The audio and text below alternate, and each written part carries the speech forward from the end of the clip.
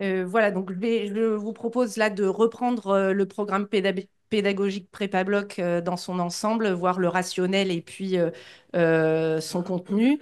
Et ensuite, je vous parlerai de l'analyse de la population étudiante donc on a pu observer pendant ces 5 ans, ces 4 années.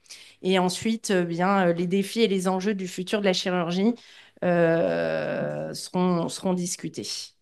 Donc, je rappelle que pourquoi l'idée de Prépac Bloc, c'est que jusque-là, il n'y avait pas d'enseignement formalisé sur l'univers chirurgical dans les études médicales, qu'il y a une diminution de l'enseignement de l'anatomie et une rareté des indications thérapeutiques chirurgicales dans le deuxième cycle, qui fait que le parcours chirurgical, on peut dire, s'effrite. Et ça pose plusieurs problèmes. La première problématique, c'est le stress des étudiants en médecine pour aller dans les services de chirurgie, faire leurs stages chirurgicaux. L'autre problématique, c'est au niveau au troisième cycle, où les internes finalement choisissent euh, la chirurgie sur des critères très subjectifs et où on a une hétérogénéité des habiletés acquises lors du deuxième cycle et donc on part vraiment de manière très hétérogène avec un taux de remords assez important pour la phase socle, pour les études chirurgicales. Le troisième problème, bien, c'est le problème des professionnels qui accueillent ces étudiants en médecine dans un bloc opératoire où ce milieu est un environnement à risque et donc évidemment ça peut mettre en tension les équipes du bloc opératoire qui accueillent ces étudiants.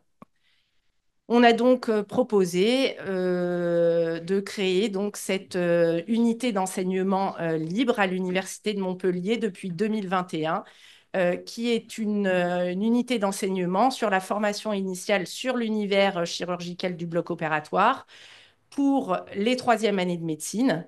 Et l'originalité de ce programme, c'est qu'il est d'emblée pluriprofessionnel, c'est-à-dire qu'il est réalisé de concert avec l'école IBOD, avec des étudiants IBOD et des étudiants en ingénierie robotique, puisqu'on va considérer qu'on va travailler ensemble dans le futur et que donc l'éducation, la culture eh bien, vont se faire ensemble au niveau du parcours chirurgical. Le deuxième objectif, évidemment, c'était d'améliorer cette formation initiale qui était quasi inexistante sur le bloc opératoire et son environnement, d'aborder la gestion des risques, les erreurs en santé, qui sont une vraie problématique et qui font partie de l'éducation et qui, pour l'instant, n'étaient pas trop représentées dans les études médicales. Et puis, évidemment, l'idée, c'était de susciter des vocations, de donner l'envie ou en tout cas un choix éclairé aux étudiants en médecine de choisir ou non le parcours chirurgical. Donc, le programme théorique est réparti sur une semaine pleine. Ça, c'est l'autre originalité, c'est le format. Hein, c'est une unité d'enseignement qui se déroule sur une semaine pleine, très intense, où on rappelle donc les métiers du bloc opératoire, donc tous les métiers. Donc, c'est une vision aussi très transversale et horizontale de l'équipe du bloc opératoire. On parle évidemment du malade opéré, de son circuit jusque dans la salle d'opération.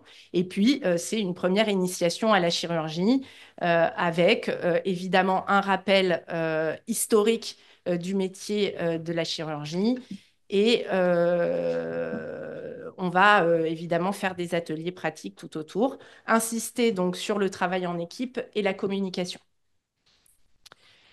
Ensuite, il y a des ateliers pratiques qui sont répartis en 3 groupes. Les ateliers donc encadrés par le personnel IBOD, qui sont des étudiants IBOD qui enseignent à des étudiants en médecine.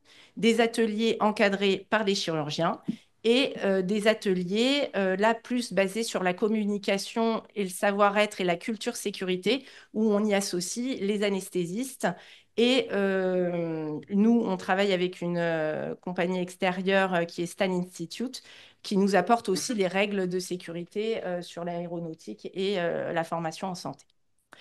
Donc, si on analyse notre population depuis 2021, hein, donc quatre sessions prépa bloc. Donc, en tout, 162 étudiants en médecine ont participé à cette formation. La moyenne d'âge, vous voyez, elle est de 22 ans. Il y a entre 50 et 70% de femmes dans cette population. Concernant la population IBOD, donc on est sur un âge un peu plus élevé de 31 ans. Et donc ça, c'est très intéressant parce qu'en fait, au-delà du pluriprofessionnel dans les compétences, on est aussi dans l'intergénérationnel où on a des étudiants IBOD qui ont déjà eu une expérience professionnelle. Et du coup, les échanges avec les étudiants en médecine sont très intéressants en vue d'une professionnalisation. Euh, les étudiants ingénieurs, eux, ont une moyenne d'âge de 27 ans. Il y a majoritairement des hommes. Et du coup, ça fait un équilibre voilà, interprofessionnel et intergénérationnel. Alors, quand on leur demande pourquoi ils ont fait médecine, ben, parce que c'était la question posée au début de l'UE, on est rassuré. La plupart, c'est pour soigner. Donc, parfois, on peut se poser la question. Et puis, pourquoi prépa bloc? Donc, en gros, il y a deux populations d'étudiants qui choisissent cette UE pour l'instant. Il y a ceux qui veulent faire de la chirurgie et qui veulent confirmer ou renforcer leur choix. Et puis, il y a une autre partie de la population, souvent d'ailleurs les très bons étudiants, qui veulent apprendre les règles du bloc opératoire pour être en sécurité et qui veulent être performants pendant leur stage de chirurgie. Voilà, donc ça c'est une vraie question parce qu'il faudra savoir si on sélectionne ou pas sur les différents parcours. Alors rapidement, l'évolution sur 4 ans de prépa bloc, on peut dire qu'aujourd'hui, en 2025, on a un programme théorique et pratique abouti. Mais il a fallu 4 ans pour monter ce programme solide. La première édition en 2021, on était en plein Covid. On a réussi à monter la formation, mais c'était la première pilote. La deuxième édition en 2022, on a réussi à reproduire à l'identique le programme à Nîmes. Et puis, on avait déjà changé on avait mis le calot de bloc, prépa bloc, avec le logo comme cadeau pour identifier ces étudiants dans nos blocs opératoires. Et puis, en 2023, on a encore amélioré le calot de bloc. Ça peut paraître un détail, mais c'est très important dans la communication, la sécurité au bloc opératoire. Parce qu'en fait, maintenant, on identifie au bloc opératoire nos étudiants qui ont eu la formation hors bloc grâce à Scalo. Et en plus, ils sont nominatifs. Et on sait que de nommer les personnes lorsqu'on communique, ça augmente la sécurité dans la communication et l'application des gestes. Alors, une remarque tout de même, cette édition 2023 avait été assez chaotique dans l'organisation, dans le comportement des étudiants, qui paraissaient assez désadaptés, déshumanisés, euh, dans la déréalisation, la dépersonnalisation. Et après les avoir interrogés, après cette semaine-là, eh bien, on a constaté que ces étudiants, alors qu'ils étaient en troisième année de médecine, c'était la première fois qu'ils avaient des cours avec de vrais enseignants en réel et que jusque-là, alors qu'ils étaient en troisième année de médecine, n'avaient jamais vu un professeur, n'avaient jamais eu un cours en amphithéâtre et donc ne savaient pas écouter pendant 30 minutes, mangeaient en cours, buvaient, enfin voilà, parce que finalement, c'était la génération Covid qui avait passé leur première année de médecine pendant cette période-là et qui finalement découvraient. Donc, on a rétabli la situation, mais encore fallait-il l'analyser et s'en rendre compte. C'est des éléments qui nous paraissaient importants, en tout cas dans la formation. Et puis 2023, parallèlement à ça, bien, c'est premier prépa bloc à l'université de Caen que vous allez pouvoir entendre tout à l'heure. Mais c'est un moment très important parce que le fait d'avoir reproduit à Caen le programme a évidemment stimulé les autres universités et a lancé aussi le fait que on pouvait reproduire cette ingénierie pédagogique. Et bien sûr, en 2024, on pouvait voir le programme donc sur Rouen et Limoges également. Et donc, vous allez avoir les responsables pédagogiques chirurgiens qui ont développé le programme à PrépaBloc. Surtout, toutes ces années, on a aussi évidemment amélioré, nous, nos façons de faire et d'enseigner. On a ajouté dans les évaluations les modalités d'évaluation des étudiants en médecine en quatrième année, donc le format Écosse, qui est un format très particulier, et donc on les sensibilise à cette formation-là au cours de PrépaBloc. Euh, un élément important, c'est l'hackathon. Donc l'hackathon, c'est pendant toute la semaine de prépa bloc, ils ont des séances de créativité sur des projets autour du bloc opératoire. Et ça, c'est un vrai outil pédagogique parce qu'en fait, on s'aperçoit qu'au cours de ces séances de créativité, finalement, ils restituent tous les messages pédagogiques clés de la formation. Il y a une infusion du message pédagogique par la création, la créativité d'un projet au sujet de la chirurgie. Donc, vous enverrez les résultats demain pour ceux qui peuvent, puisque les 5 villes, les 5 lauréats vont pouvoir venir présenter leur projet. Mais c'est vraiment très intéressant parce que ça ouvre sur les débats du monde professionnel chirurgical et sur le futur. Et les acteurs, enfin les étudiants sont vraiment acteurs de leur enseignement et de leur futur. Donc, on voit évidemment des étudiants brillants, très motivés, très à l'aise avec la communication orale, avec la mise en scène. C'est assez impressionnant, vous verrez demain. Et les supports voilà, de présentation sont très maîtrisés. C'est la nouvelle génération. Voilà. En une semaine, ils sont capables de faire des choses assez extraordinaires. Alors, que deviennent-ils? Eh bien, donc là, il y a les recherches en cours, ben, c'est de suivre ces 2 années, là, 2021-2022. Donc, 2021, ça y est, a choisi euh, leur profession. Donc, on va voir s'ils ont choisi plus chirurgie ou pas. Et on attend 2022 également, comme ça, on aura une population plus importante. On aura une centaine d'étudiants sur 2021-2022. Les questions qu'on se pose, c'est ben voilà, est-ce qu'on doit affiner la sélection des étudiants qui vont participer à ce programme, mais sur quels critères? L'intérêt, nous, direct qu'on y voit, c'est le développement d'un tutorat chirurgical très fort à l'université et un nouveau style de compagnonnage qui se met en place. Et l'objectif, c'est peut-être, pour encore mieux valoriser cette UE, bah, de transformer cette UE en Master 1 chirurgical, pour encore plus valoriser le parcours chirurgique enfin, le plus tôt possible, finalement, dans les études médicales. Alors, le futur de la chirurgie à l'heure de la génération Z, j'ai insisté un peu là-dessus parce qu'effectivement, faut bien imaginer que les étudiants qu'on a en face de nous, c'est des étudiants qui sont nés, qui vivent avec le tout numérique, où on observe tout de même des problèmes de concentration, hein, c'est global, hein, donc les étudiants en médecine, bah, c'est pareil, avec l'usage des écrans qui est très important. Il y a une fragmentation de l'attention, ils veulent tout de suite, très vite. Et ça, il faut absolument leur faire comprendre que bah, l'apprentissage de la médecine et de la chirurgie est long et que ça demande beaucoup de travail et beaucoup d'efforts. Il faut aussi faire face à la déshumanisation, à la dépersonnalisation. Et ça, c'est des signes de souffrance des étudiants en médecine. Et on voit dans l'enquête qui a été aussi, que vous avez communiquée à vos journées sur les internes, 30% des internes là déclaraient être sans compagnonnage dans leurs études, ce qui est redoutable. Et puis, évidemment, vous savez bien sûr que l'importance de la qualité de vie au travail est maintenant un point fondamental et que donc on doit se parer de tout ça. Un détail quand même, préjugé sur la génération Z, on les avait interrogés, les étudiants là sur PrépaBloc, il y avait quand même 8 à 15% des étudiants qui n'avaient jamais joué aux jeux vidéo. Voilà. Donc, il y en a, donc, quand on les fait jouer à des jeux vidéo pour de la chirurgie, bah, il y en a un certain nombre qui ne savent pas.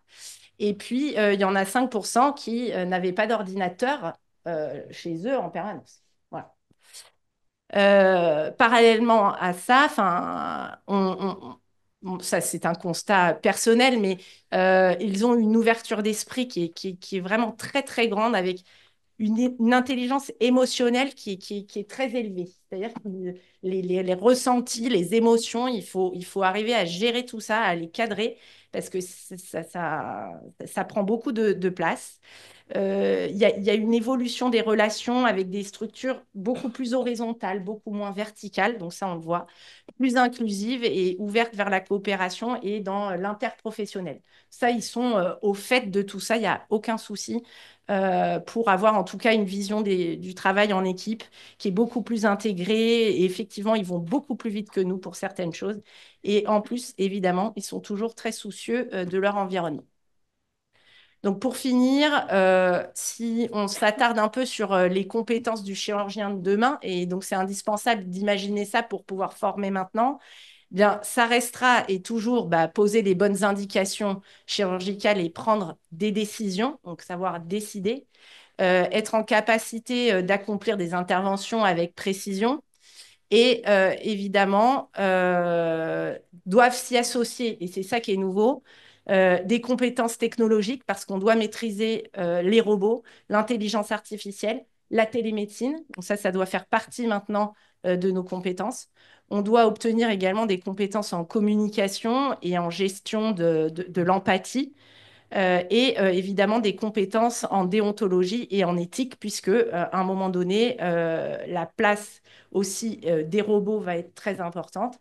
Quid de la responsabilité, quid des données, de la gestion des données, etc. Donc c'est très important. Donc en conclusion, on vit une vraie période de transition, de transformation de la chirurgie, des chirurgiens et donc ceux qui sont en apprentissage et de la société de manière globale. Et si on veut réussir cette transition, il est très important bah, de partager et de transmettre bah, tous les savoirs et les valeurs de la chirurgie et de la médecine de façon intergénérationnelle. Je pense que c'est très important, tout inclus, d'adapter les modes d'apprentissage en fonction des besoins de la société et de faire confiance aux jeunes, de les écouter, de les observer, de les accompagner surtout et de les responsabiliser. Voilà.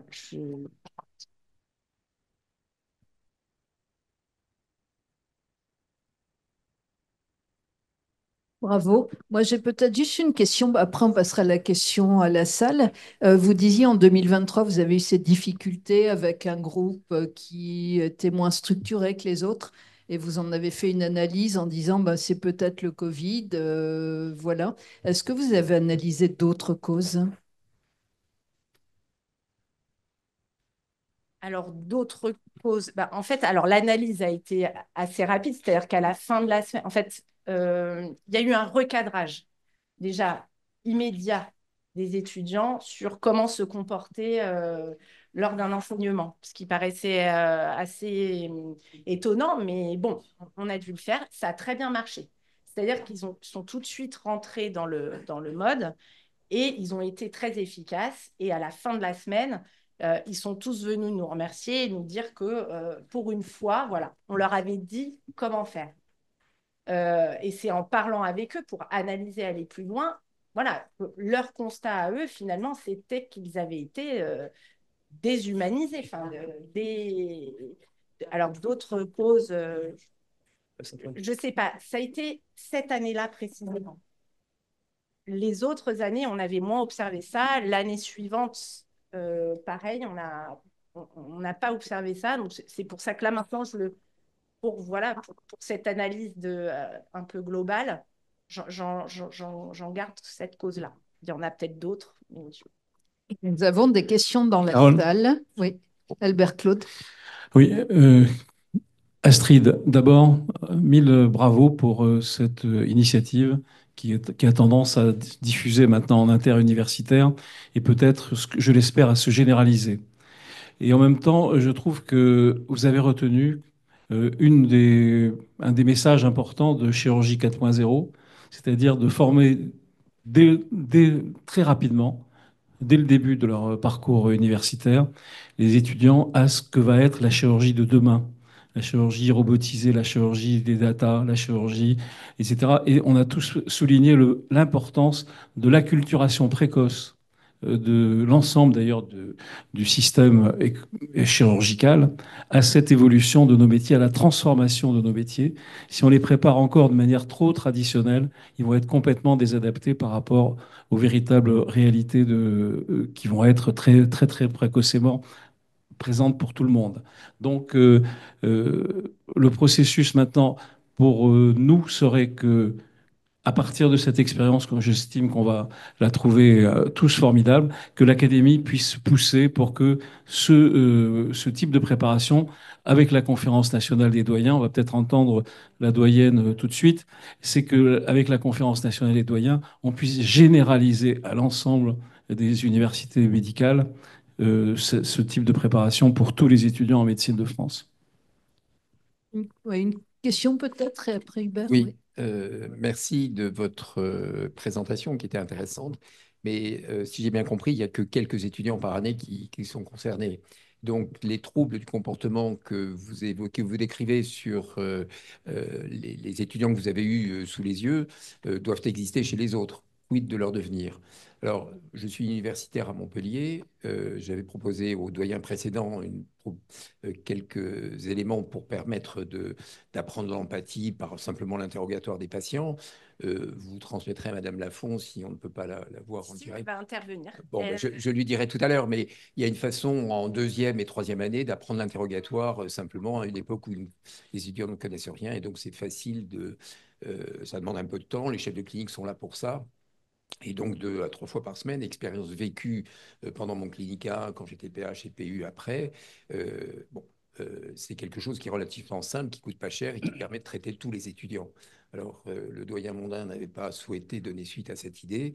Je la remets à votre disposition puisque là, le constat est terrifiant, quoi, quelque part. Et merci de la solution. Une question. En fait, nous, on a bien fait le constat en s'occupant justement de la formation pratique des opérateurs, c'est qu'il n'y a pas de temps à perdre. C'est là où l'initiative de Prépa Bloc est absolument essentielle. C'est-à-dire que quand ils s'orientent vers la chirurgie, il faut qu'ils soient déjà initiés et qu'ils aient déjà fait un choix qui soit bien. Moi, je voudrais te poser une question. Tu dis, bon, ils ont un grand sens de la transversalité, de l'équipe, etc. Mais en chirurgie, quand même, on prend des décisions. Et parfois, on se dit, bon, attends, c'est moi qui décide. Comment tu... Tu es bien placé, là. Oui, Tu fais oui. de la transplantation hépatique. Il y a un moment où c'est soit l'anesthésie, soit le chirurgien qui décide, mais on prend des décisions. Ouais. On prend des décisions. Oui, à la fin, il y en a toujours un qui décide. Mais je crois que le changement aujourd'hui, c'est la façon déjà dont on s'écoute au moment d'une action, qu'on prend en considération justement eh bien, tous les avis et que oui, j'entends une RCP instantanée. Euh, et puis aussi, il faut, enfin, pour avoir vécu il n'y a pas très longtemps une gestion de crise au moment d'une transplantation hépatique, où la moyenne d'âge au bloc opératoire, je pense, était de 35 ans. Je pense, donc j'étais la plus âgée du bloc opératoire. Et donc là, oui, donc j'ai décidé. Mais en revanche, j'ai été impressionnée par la mise en application des protocoles, des procédures, du respect de ce qu'il fallait être fait. Et à la fin, je leur ai demandé, j'ai dit, ben, vous avez très bien géré tout ça sans qu'il y ait un bruit qui dépasse. Et excusez-moi, c'était essentiellement, enfin, c'était que un personnel féminin, ce qui arrive de plus en plus. Et tout le monde a répondu, ben, c'était le protocole, on l'a fait en simulation, et donc je l'ai appliqué. Et point. Très bien.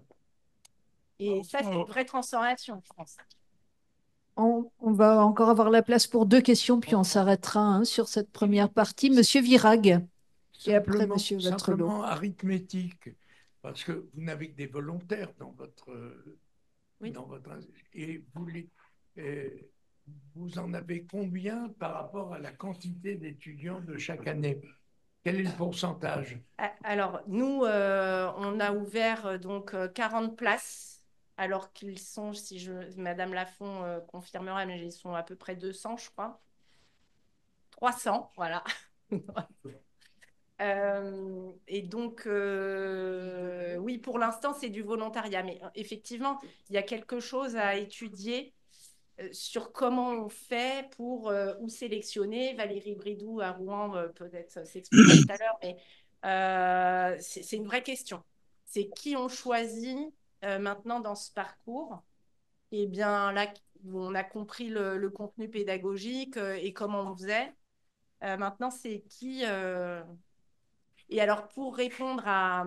Nous, on a développé un système de tuteurs, c'est-à-dire que ceux qui font prépa bloc deviennent tuteurs de simulation de chirurgie et enseignent ensuite à toute la population en 4e année. Enfin, en tout cas, mettre en proposition... Merci. Une Oui. dernière question pour Monsieur Vatrelot. Oui, merci. Je voulais vous féliciter de ce bel exposé et surtout souligner, vous avez insisté sur le facteur humain, l'apprentissage du facteur humain, ce qui jusqu'à présent n'était pas du tout fait dans les écoles de médecine d'une façon générale. Et je voulais savoir qui s'occupe de la formation au facteur humain. Vous avez parlé du Stan Institute, c'est eux qui viennent ou est-ce que vous avez fait une formation et vous la transmettez? Qui s'en occupe?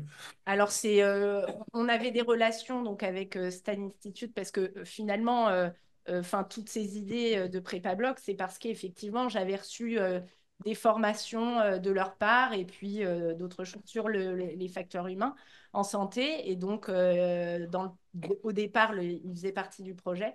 Et puis, en fait, nous, maintenant, on rajoute vraiment un cours sur l'erreur en santé qui est faite par un anesthésiste responsable de la gestion des risques, sécurité des soins de l'hôpital.